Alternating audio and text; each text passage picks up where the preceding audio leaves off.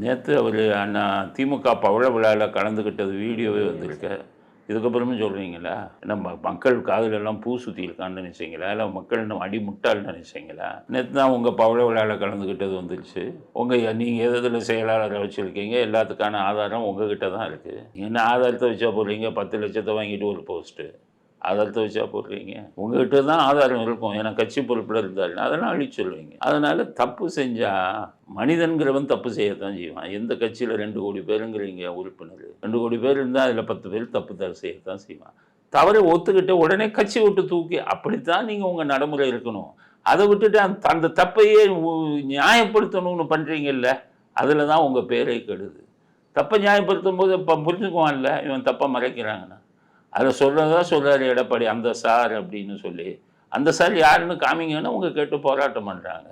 சொல்லுங்களேன், தப்பு நடந்திருந்தா கட்சி விட்டவங்கன்னா மந்திரி விட்டு தூக்குங்க. தூக்கிட்டு இந்த மாதிரி ஒரு மேலே குற்றச்சாட்டு வந்துச்சு, மந்திரி விட்டு தூக்கிட்டேன். அப்படித்தான் நீங்கள் ஒரு அரசியல் நடத்தணும். குற்றவாளிகளின் புகலிடமாக திமுக விளங்கி கொண்டிருக்கிறது.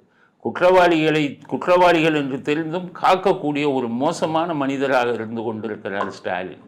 இது நீங்கள் வெறும் ஸ்டாலின்கிற தனி மனிதர் இல்லை, ஒரு நாட்டுக்கு முதலமைச்சர். நீங்கள் இவ்வளவு கேவலமாக நடந்தீங்கன்னா வட இந்திய ஊடகங்கள்லாம் காரி துப்புறாங்கல்ல தமிழ்நாட்டில் ஊடகங்கள் போடலை, வட இந்தியா ஊடகங்களில் பூரா இதுதான் வைரல் ஆகிட்டு.